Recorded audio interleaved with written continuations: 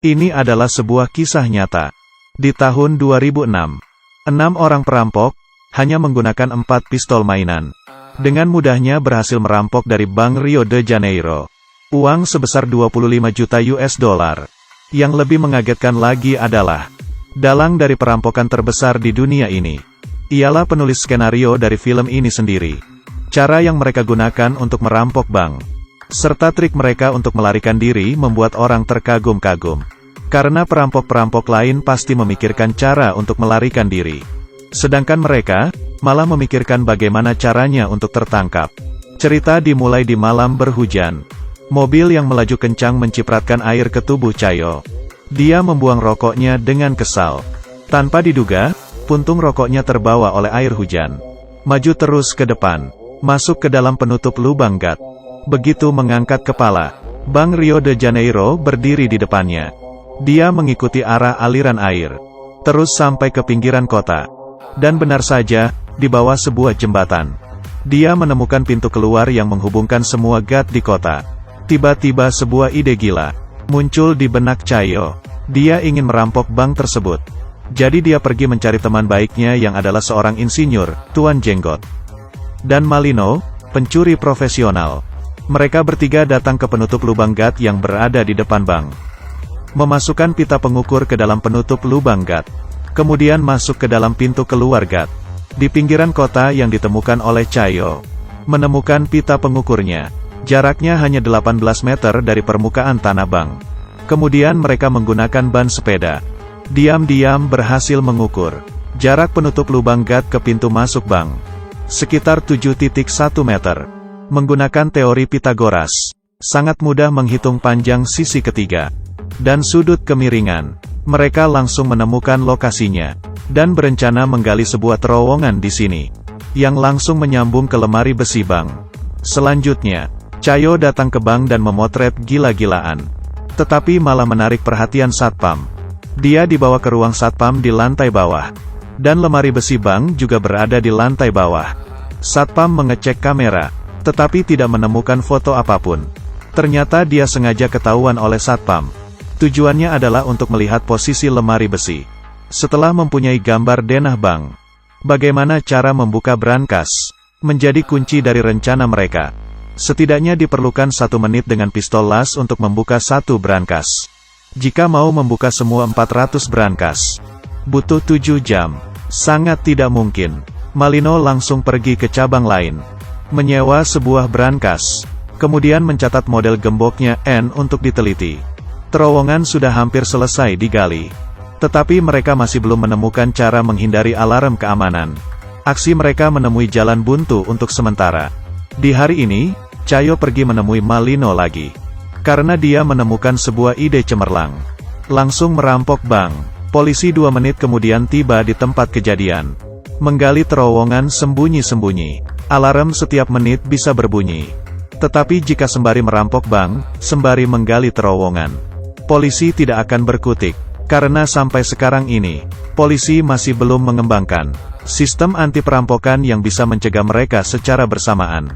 Setelah persiapan yang matang, mereka menjalankan rencana perampokan dengan membagi tugas masing-masing. Tahap pertama, Malino dan Chayo, serta 2 orang lainnya, masuk ke bank secara normal. Langsung mengeluarkan pistol, berpura-pura merampok. Di saat yang sama mengunci semua pintu keluar bank. Setelah satpam lapor polisi, baru membiarkannya keluar. Menyuruh dia memberitahu polisi. Di dalam bank ada 20 orang sandera. Untuk mengontrol situasi sepenuhnya. Tahap kedua, memberitahu kawan yang menunggu di saluran gat untuk masuk ke terowongan. Tahap ketiga, merusakkan semua kamera. Mencegah bocornya identitas. Di saat yang sama, salah satu kawanan memecahkan tembok, yang sudah direncanakan dengan palu. Kedua grup berhasil bergabung. Selanjutnya adalah tahap terpenting di dalam rencana mereka. Membuka brankas. Tuan Jenggot memamerkan alat pembuka kunci ajaib buatannya sendiri. Sebuah meriam. Sebenarnya adalah sebuah mesin hidrolik portabel. Membuka 1 kunci hanya butuh 7 detik. Kemudian, mereka seperti membuka kotak mainan. Merusak brankas gila-gilaan. Di saat yang sama, polisi sudah mengepung bank. Malino juga menerima telepon negosiasi dari kepala polisi. Dan hal ini pun sudah diperhitungkan mereka. Cayo membeli buku manual negosiasi polisi perampok. Menyuruh Malino menghafalkannya, agar kelihatan lebih realistis. Malino sampai ikut kelas akting. Kepala polisi dan Malino seperti buku pelajaran, satu bertanya satu menjawab. Membuat kepala polisi sangat percaya diri. Karena kepala polisi juga tidak menyangka, tujuan sesungguhnya mereka merampok bank. Hanya untuk menunda waktu. Di saat yang sama, telepon genggam seorang nenek sandraan berbunyi. Dia bilang, hari ini adalah hari ulang tahunnya. Malino langsung menghibur suasana hatinya, serta mencari sebuah kue kecil untuk merayakan ulang tahunnya. Kemudian mengirimnya keluar dari bank dengan aman. Karena jika tertangkap polisi, Sandra tidak terluka dan meninggal. Adalah bukti penting untuk peringanan hukuman. Tindakan tak terduga dari Malino membingungkan kepala polisi. Kemudian dia melanjutkan berbicara dengan kepala polisi. Di saat yang sama, alat pembuka kunci ajaib menjadi terlalu panas karena digunakan terus. Jadi berhenti bekerja. Dan ini berarti Malino harus mengulur lebih banyak waktu untuk mendinginkan alatnya kembali. Dia akhirnya memberitahu kepala polisi. Dia hanya ingin berunding dengan pengacara. Di saat yang sama, memberinya nomor telepon salah satu sandera. Tidak lama kemudian, telepon sandera berbunyi. Malino memasukkan lollipop ke mulutnya, berpura-pura menjadi pengacara. Satu orang memainkan dua peran. Mempermainkan kepala polisi habis-habisan. Dan alat pembuka kunci ajaib mulai bekerja kembali. Tidak lama kemudian, jam tangan semua orang bunyi di saat yang bersamaan. Sudah waktunya mereka mundur. Tanpa keraguan sedikit pun, Cayo langsung mengirimkan perintah terakhir. Berkumpul kemudian mundur. Malino mengeluarkan telepon genggam. Menelepon kepala polisi untuk terakhir kalinya. Meminta dikirimkan 5 pizza ke dalam. Kemudian mereka memasukkan sekantong-kantong uang dan emas ke dalam terowongan. Emas dan perak yang tak terhitung jumlahnya meluncur ke saluran gas melalui terowongan. Dan di sini sudah disiapkan 2 perahu angin. Cayo mengeluarkan sebuah kain merah. Kemudian menyusun rapi senjata mereka. Karena yang mereka gunakan semuanya adalah pistol mainan. Dengan begini, biarpun tertangkap mereka tidak akan dihukum berat. Demi memberikan waktu lebih banyak untuk kabur, Malino mengepel lantai dengan hati-hati. Baru masuk ke terowongan, Cayo menggunakan tali untuk menarik laci menutupi lubang. Kemudian menyimpan kembali talinya. Di saat yang sama, pizza sampai. Kepala polisi menelepon Malino, tetapi tidak ada yang mengangkat telepon. Akhirnya, penutup lubang gat di bawah kakinya menarik perhatiannya. Kepala polisi yang telah mengerti semuanya, membawa masuk pasukan ke dalam. Saat ini, Cayo dan kawanannya sudah naik perahu angin. Kepala polisi menggeser laci, tetapi ada granat yang diikat di dalam lubang. Kemudian, rekan kerjanya melaporkan, semua senjata yang digunakan oleh perampoknya adalah mainan. Berarti granatnya pasti juga bohongan. Kepala polisi langsung masuk ke terowongan, dan menyuruh orang menjaga pintu keluar saluran gas yang ditemukan oleh Cayo sebelumnya. Tetapi Cayo dan kawanannya mengambil jalan berlawanan. Mereka memilih dengan asal salah satu saluran gas di kota, yang bertanggung jawab menjemput mereka. Memarkirkan mobil di atas penutup lubang gas.